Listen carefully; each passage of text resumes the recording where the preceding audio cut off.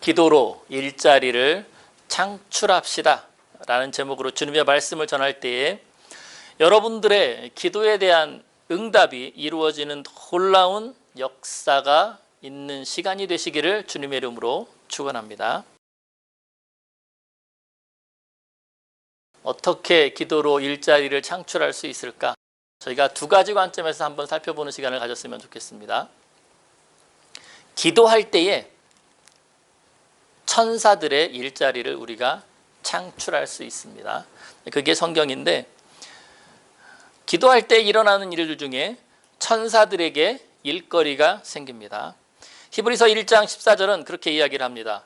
모든 천사들은 섬기는 영으로서 구원받을 상속자들을 위하여 섬기라고 보내셨다고 이야기를 합니다. 그러니까 천사들은 하나님의 백성이 될 사람들, 하나님의 백성에게만 물론 관심이 있습니다. 그들을 섬기라고 하나님께서 이 땅에 천사들을 보내셨답니다. 천사 이런 얘기 하니까 갑자기 좀 거리가 먼 것 같고 동떨어져 있는 것 같지만, 구약시대 때 그렇게 역사하셨던 천사들이, 예수님 당시에 역사하셨던 천사들이 성경에 기록되어 있던 시간까지, 그 이후에도 천사들이 지금도 분명히 역사하고 있다는 사실을 믿었으면 좋겠습니다. 천사들의 일자리를 창출한다. 자, 요거를 네 가지 예를 들어가면서 한번 살펴보십시다. 첫 번째로 예수님께서 표본이 되셨습니다. 예수님께서 기도를 하셨을 때, 천사가 와서 정말 일을 했구나 라고 예수님께서 저희에게 표본을 보여주셨습니다. 예수님께서 겟세마네 동산에서 기도하셨을 때에 천사가 와서 예수님의 기도하고 있는 그 자리에서 예수님을 도와주셨답니다.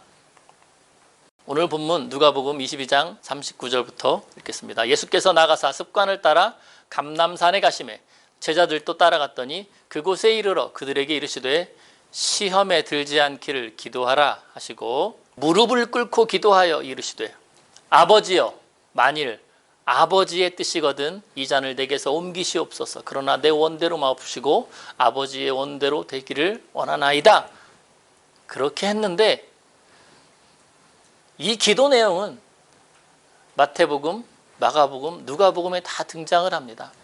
그런데 누가가 정확하게 기록을 하고 있습니다. 43절입니다. 천사가 하늘로부터 예수께 나타나 힘을 더하더라. 예수님께서 기도하실 때에 천사가 와서 예수님께서 기도하시는 그 내용을 가지고 하나님께서 원하시는 뜻대로 살려고 기도를 했는데, 거기에 힘을 북돋워 주었다고 이야기를 합니다.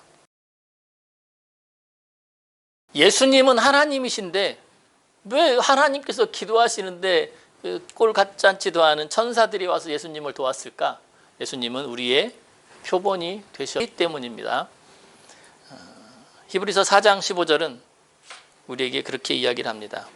우리에게 있는 대제사장은 우리의 연약함을 이미 다 체험했던 분이라고 이야기를 하십니다. 예수님도 어려움을 당할 때가 있었는데 그때에 기도했더니 천사가 와서 돕더라. 그 사실을 우리에게 보여주셨습니다. 우리가 기도할 때에 그 자리에 여러분 누가 와 있겠어요?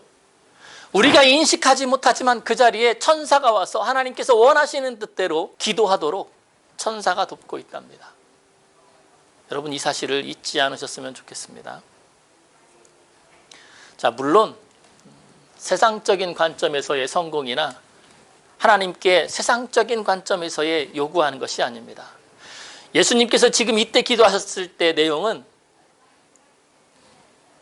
하나님, 아버지 원하시면 이 잔을 옮기실 수 있지만 하나님 내 뜻이 아니라 하나님 뜻대로 이루어지기를 원합니다.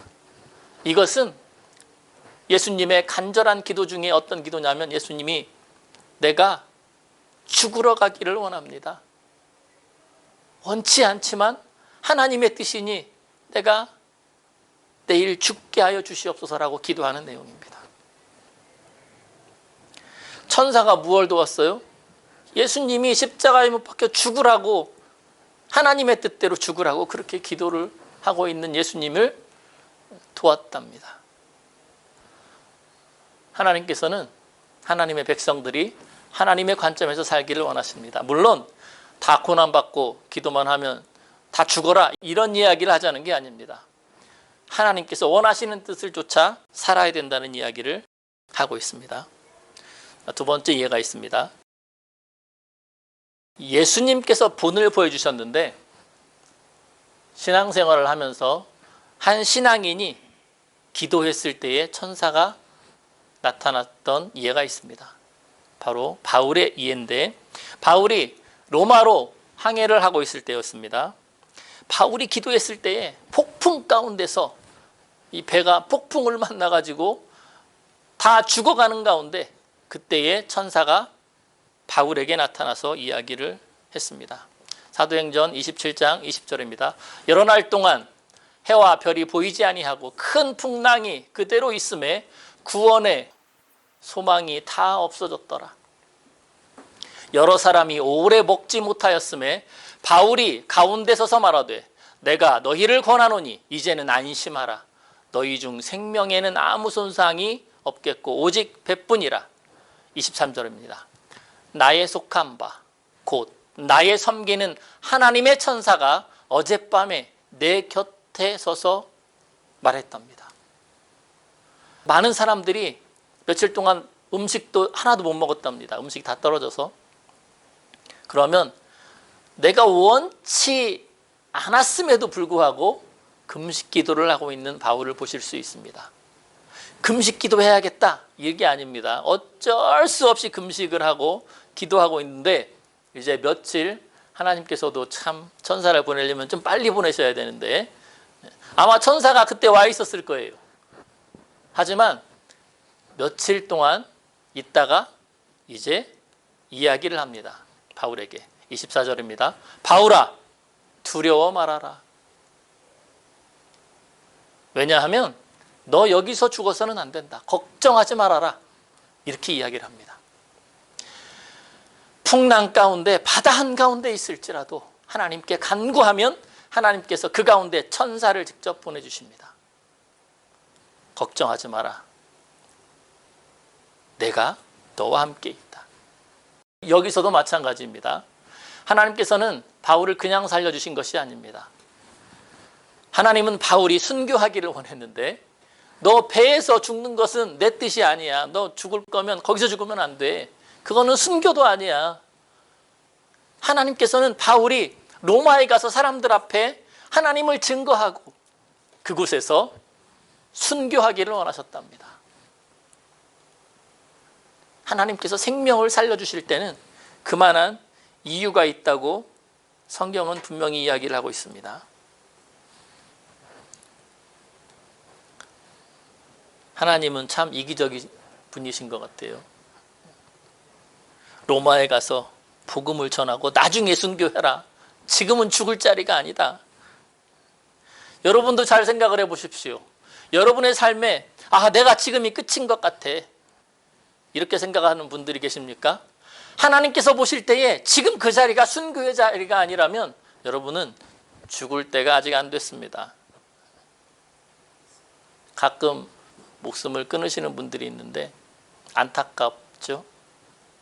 그런데 하나님은 하나님을 위한 죽음이 아니면 그렇게 썩 하나님께서 달갑게 여기시지는 않는다는 사실을 꼭 잊지 않으셨으면 좋겠습니다. 세 번째 예가 있습니다. 예수님이 표본을 보이셨고 그리고 신앙인이었던 바울이 기도했을 때 천사가 함께 나타났고 세 번째 교인들이 기도했을 때에 교회가 합심해서 기도했을 때에 그때에 천사가 등장을 합니다. 베드로가 붙잡혀서 감옥에 갇혀 있는데 예루살렘 교인들이 베드로를 위해서 중보 기도를 열심히 했습니다. 그때에 하나님께서 천사를 베드로가 있었던 감옥에 천사를 파견합니다. 사도행전 12장 5절 이하입니다. 이에 베드로는 옥에 갇혔고 교회는 그를 위하여 간절히 하나님께 빌더라. 호련히 주의 천사가 곁에 서서 옥중에 광채가 나며 또 베드로의 옆구리를 쳐 깨워 가로되 급히 일어나라 하니 쇠사슬이 그 손에서 벗어지더라. 베드로가 나와서 따라갈새 이에 첫째와 둘째 파수를 지나 성으로 통한 쇠문에 이르니 문이 절로 열리는지라. 나와 한 거리를 지나며 천사가 곧 떠나더라. 베드로는 이때까지도 자기가 환상을 보고 있는 줄 알았습니다. 교인들이 기도해서 천사가 왔는지도 몰랐어요. 정말 정신을 차리고 보니까 이미 탈옥을 한 상태였대요. 그리고 나서 이제 예루살렘 교인들이 모여 있는 곳에 갔더니 그곳에 교인들이 기도하고 있었다는 사실을 알았습니다. 교회가 모여서 중보 기도로 간절히 기도할 때에 감옥에 갇혀 있던 베드로를 천사를 보내서 꺼내준답니다. 여러분, 여기도 마찬가지입니다. 우리가 다 알고 있듯이 요한복음 22장에서는 베드로가 거꾸로 매달려서 십자가에서 순교할 것을 이야기하십니다. 그러니까 하나님께서 보실 때에 베드로가 죽는 것은 아직은 때가 아니랍니다. 하나님을 위한 하나님의 일을 하다가 순교를 할지라도 하나님의 때가 아니면, 하나님께서 원하시는 때가 아니면 죽을 수조차 없답니다. 천사를 보내서 살려준다는 사실을 잊지 않으셔야 됩니다. 아직은 하나님의 때가, 하나님께서 베드로를 부를 때가 아니래요. 아직은 베드로가 이 땅에서 해야 될 일이 많았답니다. 예루살렘 교인들을 든든히 세우고, 그리고 그곳을 기지 삼아서, 전초기지 삼아서 복음이 확장될 수 있도록 틀을 만드는 그때에 베드로가 필요했답니다. 우리의 삶 속에서도 마찬가지입니다. 하나님께서 지금 이곳에서 나에게 원하시는 것이 무엇일까? 하나님께서 원하시는 그 뜻이 이루어지지 않는 이상 여러분 아직 하늘나라 갈 생각을 하시면 안 됩니다. 하나님께서 썩 달가워하지 않으신데 어쩌면 가면 되돌려 보낼 가능성도 있으시대요. 네 번째 예가 있습니다. 한 나라의 지도자가, 한 나라의 왕이 기도했을 때에 그 나라를 구하기 위해서 천사가 등장을 합니다.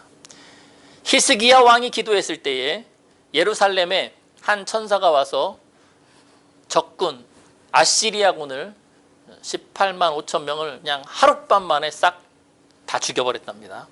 열왕기하 19장입니다. 여호와여 귀를 기울여 들으소서. 여호와여 눈을 떠서 보시옵소서.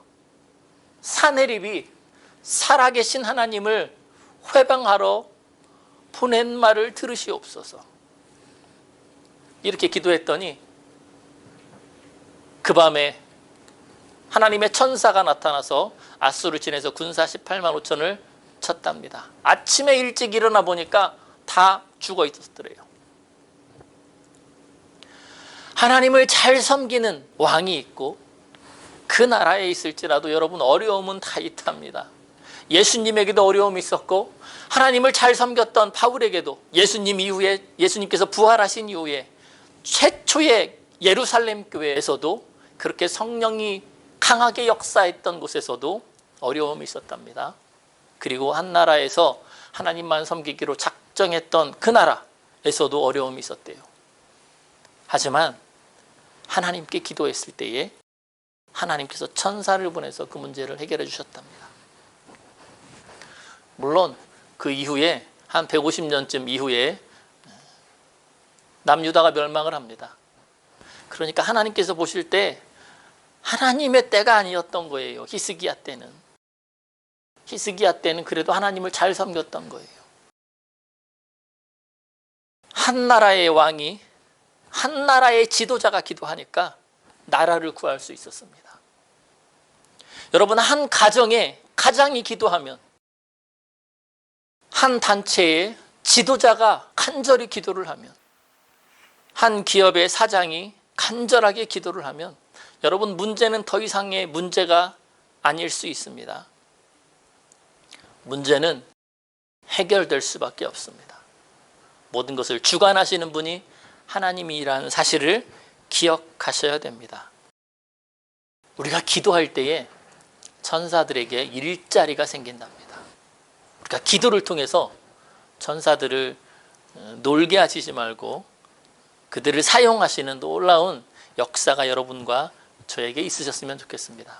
천사들이 하는 일이 또 다른 것이 있는데, 요한계시록 8장 3절과 4절에 보면 천사들이 우리가 하는 기도를 하나님께 전부 다 모아가지고 하나님께 올려드린답니다.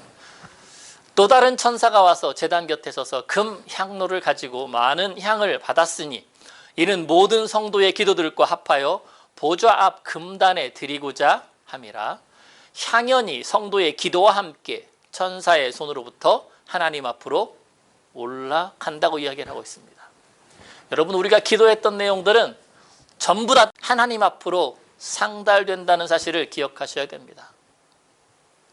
가끔 우리가 기도를 해놓고도 하나님이 안 들으시는 것 같아. 여러분, 그렇지 않습니다. 하나님은 살아계십니다. 마귀의 농간에 속지 않으셨으면 좋겠습니다.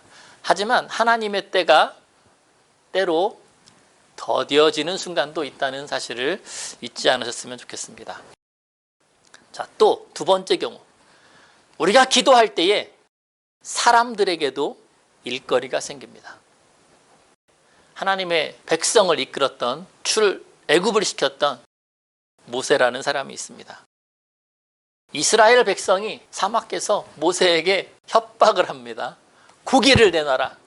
자, 그때에 모세가 하나님께 힘들다면서 간절히 기도를 합니다. 하나님, 제가 고기를 어떻게 주겠습니까? 이 광야에서.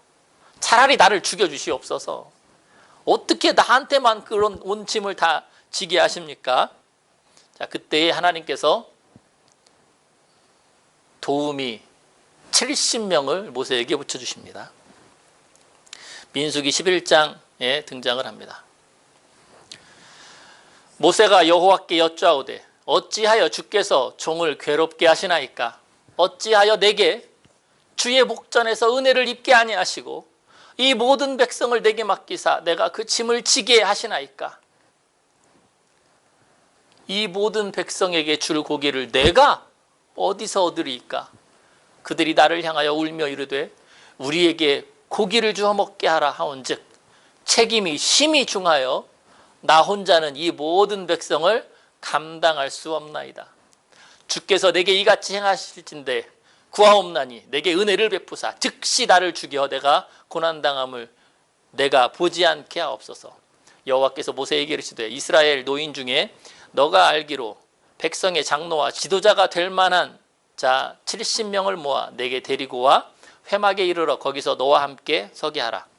내가 강림하여 거기서 너와 말하고 너에게 임한 영을 그들에게도 임하게 하리니 그들이 너와 함께 백성의 짐을 담당하고 너 혼자 담당하지 아니하리라. 민수기 11장 11절부터 17절까지 제가 읽었는데 참 어처구니 없는 기도를 합니다. 문제의 원인은 사람들이 광야에서 고기를 먹여달라고 모세에게 이야기를 했다고 합니다. 여러분, 모세가 사람들에게 고기를 줄 수 있습니까? 불가능합니다. 그런데 모세가 자기가 분명히 줄 수 없다는 걸 이야기하면서 모세가 뭐라고 이야기를 하냐면 하나님, 어떻게 당신의 백성을 다 나한테 맡기셨습니까? 이렇게 이야기를 합니다. 교만이 막 뚝뚝 떨어집니다. 여러분, 하나님은 모세가 아니래도 다른 사람을 사용할 수도 있습니다. 그런데 모세는 이제 하나님하고 친하다 보니까 다른 사람은 안중에도 없습니다. 나만 외롭다 이거예요. 나만 잘난 거예요. 나만큼 잘난 사람이 있어야 내가 상의라도 해보는데 내가 혼자 잘나가지고 상의할 만한 사람이 없는 거예요. 이놈의 교만이 얼마나 뚝뚝 떨어지는지. 자, 여하튼 말도 안 되는 기도를 합니다. 여러분, 하나님께 하소연을 하는데도 하나님은 참 얼마나 인자하신지 그 내용 그대로 다 응답해 주십니다. 하나님께서 두말하지 않으시고, 야, 70명을 다 네 손으로 뽑아와라. 모세의 눈에 찰만한 사람이 있었겠습니까? 하나님께서 70명을 정해주니까 일단 70명을 다 모아왔습니다. 하나님께서 그들에게 모세와 똑같은 능력을 부어주셨습니다. 우리는 나만 잘나가지고 나만 외롭다고 생각을 하고 나만 신앙생활을 잘한다고 생각을 하지만 하나님의 관점에서 보니까 그렇지 않더랍니다. 너 말고도 신앙생활을 잘하는 사람들이 70명 이상이 되더랍니다. 우리의 삶을 잘 되돌아봤으면 좋겠습니다. 나만 잘나가지고 내 주변의 사람들과 어울리지 못하고 있는 모세의 모습이 혹시 우리의 모습은 아닌지. 단지 모세는 하나님께서 먼저 성령의 충만함을 허락하셨을 뿐입니다. 그리고 나머지 70명에게도 하나님께서 똑같은 것을 허락하셨는데 그 뒤로도 하나님께서 그들과 이야기를 하시고 그들이 그 자리에서 예언도 하고 막 그랬답니다. 하나님께서 모세의 기도를 들어주시고 이제 지도자 한 명 모세, 그게 아니라 지도자는 벌써 71명이 되었습니다. 자, 그리고 하나님께서 하실 일을 하나님은 하십니다. 고기를 일주일, 한 달 내동 질리도록 먹게끔 하게 해주신다고 말씀을 하셨습니다. 지도자 모세, 하나님께서 세웠던 지도자 모세도 어려움을 겪을 때가 있습니다. 혼자서는 외롭습니다. 내가 외로우면 하나님께 간절히 기도하니까 하나님께서 믿음의 동역자들을 붙여주시더랍니다. 내가 기도하면 나를 도와줄 수 있는, 하나님의 일을 같이 해나갈 수 있는 동역자들에게 하나님께서 일자리를 주시고 함께 세워주시도록 하나님께서 역사해 주신다는 사실을 잊지 않으셨으면 좋겠습니다. 하나님께서는 때로 천사를 보내지 않으시고 주변의 사람을 통해서도 기도의 응답을 해주신다는 사실을 잊지 않으셨으면 좋겠습니다. 그 다음에 엘리야의 예가 또 있습니다. 이스라엘 왕비가 엘리야에게 죽인다 그러니까 엘리야가 하나님께 간구를 합니다. 엘리야는 식음을 전폐했습니다. 정말 금식을 해가면서 하나님께 기도를 했는데 하나님께서 엘리야에게 응답을 하셨습니다. 여러분, 그래서 금식 기도도 때로 필요해요. 왕비 이세벨이 죽인다고 하니까 열왕기상 19장 3절입니다. 저가 이 형편을 보고 일어나 그 생명을 위하여 도망하여 유다에 속한 브엘세바에 이르러 자기의 사환을 그곳에 머물게 하고 스스로 광야로 들어가 하룻길쯤 행하고 한 로뎀나무 아래서 죽기를 구하며 이르되 여호와여 넉넉하오니 지금 내 생명을 취하옵소서. 내가 만군의 하나님 여호와를 위하여 열심히 특심하오니 이는 이스라엘 자손이 주의 언약을 버리고 주의 단을 헐며 칼로 주의 선지자들을 죽였음이오며 오직 나만 남았거늘 저희가 내 생명을 찾아 취하려 하나이다. 여러분, 엘리야에게는 사역을 시작하던 순간부터 항상 목숨의 위협을 느꼈었던 일들이 많았습니다. 그래서 오직했으면 이스라엘을 떠나서 옆나라 시돈 땅에 가서 살았습니다. 3년 이상을 되돌아왔습니다. 항상 목숨의 위협을 받았는데 엘리야가 이제 자기 목숨이 위험하다고 하나님께 간절히 기도를 합니다. 금식 기도를. 말이 좀 앞뒤가 안 맞는 것 같으죠? 기도를 합니다. 이 엘리야에게는 지금 절실한 문제가 목숨의 위협에 대한 문제가 아니었습니다. 그래서 이 엘리야가 하나님께 간구하기는 무엇을 이야기하냐면 하나님, 나만 남았습니다. 그러니까 엘리야가 보기에도 얼마나 교만했던지 다른 사람이 눈에 차지 않는 거예요. 이게 엘리야만한 사람이 어디 있었겠어요. 자기가 보니까 이스라엘 모든 사람들은 다 타락해가지고 이미 하나님을 제대로 섬기는 사람이라고는 자기밖에 없는 거예요. 자, 이때에 하나님께서 똑같이 이야기를 하십니다. 이 엘리야 말고도 7,000명을 남겨놓으셨답니다. 눈에 보이지 않지만 하나님의 사람들이 이미 곳곳에 숨어 있더래요. 엘리야가 막 교만해가지고 보이지 않았던 거예요. 그때 하나님께서 딱 한 명을 꼭 집어서 이야기를 하십니다. 16절입니다. 아벨무홀라 사밧의 아들 엘리야에게 기름을 부어 너를 대신하여 선지자가 되게 하라. 엘리야의 눈에는 이스라엘에 아무도 없었다고 생각을 했는데 하나님께서 보시니까 너하고 비슷한, 너와 맞먹는 엘리사라는 사람이 있으니까 또 그 사람을 너 대신 선지자 역할을 하게 해라. 네가 힘들면. 자, 그래서 하나님께서 엘리사를 엘리야에게 붙여주셨습니다.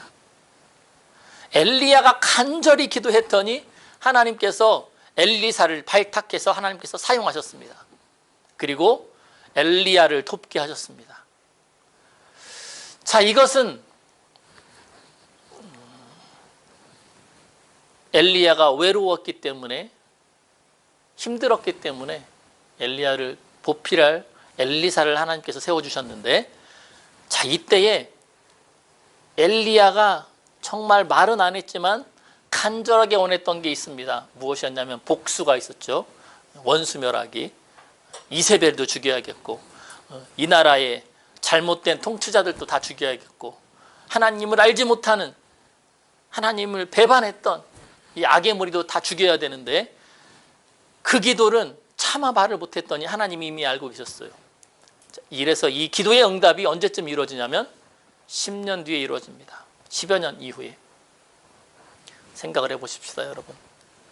우리가 기도를 했을 때에 하나님께서는 엘리야에게 천사를 통해서 기도의 응답을 이루어주신 게 아니라 사람을 통해서 기도의 응답을 이루어주셨고, 그 기도가 바로바로 이루어지는 그런 때도 있지만 어떤 때는 정말 그 기도가 오랜 시간 이후에 이루어지는 때도 있고, 그리고 엘리야 같은 경우는 그 기도의 응답을 보지 못하고 하늘나라로 갔는데, 때로는 우리의 삶 속에서도 하나님께서 우리에게 역사하실 때, 내 기도에 응답하실 때가 내가 하늘나라에 간 다음에라도 하나님께서는 그 기도를 분명히 기억하시고 응답해 준다는 사실을 잊지 않으셨으면 좋겠습니다. 여러분, 우리가 기도할 때에 하나님께서는 분명히 다 듣고 계시다는 사실을 잊지 않으셨으면 좋겠습니다. 오늘 본문 중에 기도 가운데서도 하나님께서는 부정적인 경우의 예를 저희에게 알려주셨는데, 누가복음 22장 40절은 예수님께서 제자들에게 시험에 들지 않도록 깨어 있어라 이렇게 이야기했다고 하십니다. 하지만 마가복음 14장 37절은 조금 다르게 이야기합니다. 꼭 집어서 베드로에게 말씀하셨다고 이야기를 하십니다. 마가복음 14장 37절입니다. 제자들의 자는 것을 보시고 베드로에게 말씀하시되 시몬아 자느냐, 너가 한시 동안도 깨어 있을 수 없더냐, 시험에 들지 않게 깨어 있어 기도하라. 여러분, 우리는 기도할 때 어려움이 닥쳤을 때에 하나님께 간구를 합니다. 하지만 독특하게도 베드로에게는 예수님께서 뭐라고 하셨냐면 어려움이 닥치기 전에도 너 시험에 들지 않게 깨어서 기도해라라고 이야기를 하십니다. 이 이야기 직전에 베드로가 3번 부인할 것을 예수님께서 이야기를 하십니다. 만약에 이때 베드로가 깨어서 기도했다라면 여러분 어떤 일이 일어났겠습니까? 그때에 어쩌면 천사가 와서 베드로의 심령에 굳건함을 허락했을 것입니다. 어쩌면 베드로가 예수님을 3번 부인할 수 있는 그 자리에 있었을 때에 예수님께서 다른 사람을 보내서 베드로가 예수님을 부인하지 않도록 다른 조치를 취하셨을 가능성도 있을 겁니다. 하지만 베드로는 깨어있지 못하고 기도하지 않았다는 사실입니다. 그래서 데살로니가전서 5장 17절은 그렇게 이야기를 합니다. 쉬지 말고 기도하라. 여러분, 우리가 쉬지 말고 기도하라는 말이 그냥 뭐 1분 1초도 안 쉬고 계속 기도해라 이런 이야기가 아닙니다. 어려움이 없을지라도 기도를 하면 앞으로 다가올 어려움들이 예방이 되더랍니다. 예수님께서 그것을 아시고 어려움이 있기 전에도 깨어서 기도하라고 말씀을 하셨습니다. 어려움이 있을 때에 기도를 통해서 천사들에게 일자리와 그리고 믿음의 동역자들에게 하나님으로부터의 일자리를 공급해 주시는 여러분과 제가 되기를 주님의 이름으로 축원합니다. 어려움이 없을지라도 깨어 기도하셔서 앞으로의 시험이나 앞으로의 어려움들이 모두 없어지는 놀라운 역사가 여러분과 저에게 있으셨으면 좋겠습니다. 기도하십시다.